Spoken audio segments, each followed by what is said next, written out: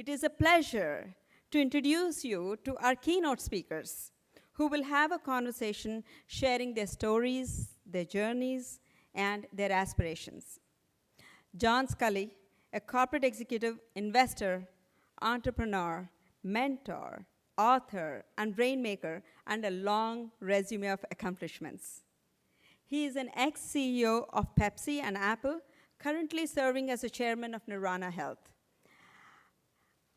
Pooja Ika is the founder and CEO of Eternal Health.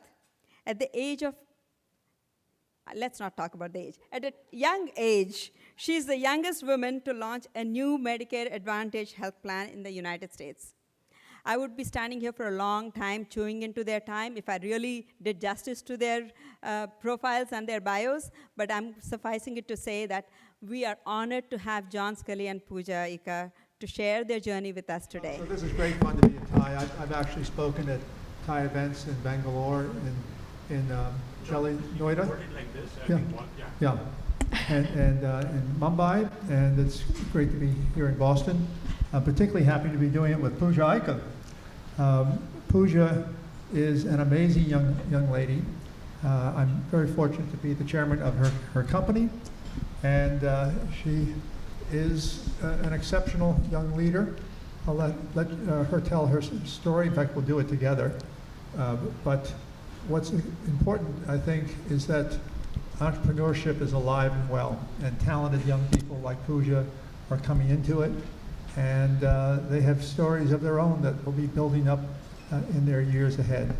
And so I'd like to start, Pooja, and just ask you why you think today is a pretty special day. You're really serving me a softball. So today is special because obviously I'm gathered with all of you here today, and I'm with one of my favorite people, John, but it's also special, and you'll see me looking at my phone frequently because we are submitting our CMS application to expand into Arizona. So currently we are a Medicare Advantage health plan that is based here in Massachusetts, in Worcester, Middlesex, and Suffolk County. That's the population we currently serve. Earlier this morning, we submitted our application to expand into Bristol, Norfolk, and Plymouth. That's submitted, but we are waiting on our certificate of authority, which is really our license in Arizona, and I should be getting it in the next 30 minutes. So if I get it, we'll all celebrate together. But it's really special because we know we got approved because we have an NAIC number. So we're just waiting on the paperwork, and it's funny, John was just saying, as I was telling him in the car, that it's the life of an entrepreneur because we have to submit it by 8 o'clock tonight. So I'll have 30 minutes to submit. Great. So what's really interesting for me is that Pooja is 24 years old. And 25 now. 25, wow. Yeah. Well, she was 24 when she asked me to be chairman. But she has 30 people in her company. And when you're an entrepreneur, you have really two things you have to do simultaneously. One is you have to be a dreamer. And the best dreams are ones that have a noble cause attached to them, not just about making money. And then the other thing you have to do to be a great entrepreneur is you have to be a doer. And it's challenging for a lot of people because just being smart doesn't make you a doer. Entrepreneurs are responsible to get things done, but they have to put it in a context where it will inspire other people to want to be a part of it, to invest money in it, to want to join and become part of the team. And so Pooja is now 25, but Steve Jobs was 26 when I started work with him. And the youngest entrepreneur I've helped start their company was a young man named Grant Versandig, who dropped out of Brown University. And he said he had an idea to start a healthcare company, and he tracked me down and he said, would you help me? And so it's all about people to be an entrepreneur. And I said, I really like this young guy. Well, to make a long story short, 3 years later, we sold his company to Optum, it's a healthcare company called Raleigh Health, for $2.8 billion. But the bigger part of the story was that Optum would not let him cash in his options or his shares. He had founder shares. And so when he left at the age of 29 from Optum, he was worth $1.3 billion. So you can have big dreams and you can have big success in many different ways. And what I love about Pooja, Pooja, you might tell the story about your parents and how that inspired you in terms of your dreams and why you ended up starting this particular company.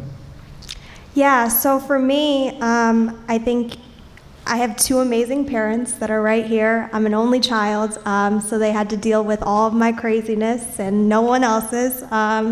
But they're both in the healthcare space, but on two completely different sides. So I grew up watching my dad be an entrepreneur where he supported health plans like ourselves now.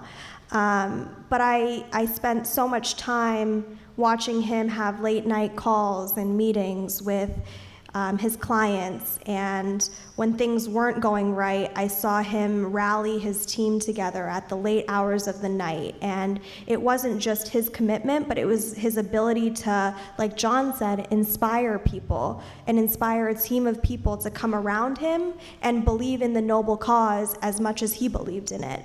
But the real credit, I think, honestly goes to my mother, because to me, my mother's a superwoman. She managed taking care of me while she managed a home, she managed a career, and she managed my dad's side of the family, and really was the foundation. But for me, for what led me to where I am today, it was going to work with her. So my mother's a primary care physician at UMass, and I spent my childhood every summer going to work with her, and I would sit at the front with her staff, and her staff would give me small tasks to do, like to put away charts, to answer the phone and say, "Thank you for calling UMass, please hold." And every single time, without a fault, my mom would make it her job to walk her patients out to Judy, who would do their paperwork and schedule follow-up appointments. And almost every single time I was there, her patients would poke their head in and say, "Oh my God, Dr. Aika, is that your daughter?"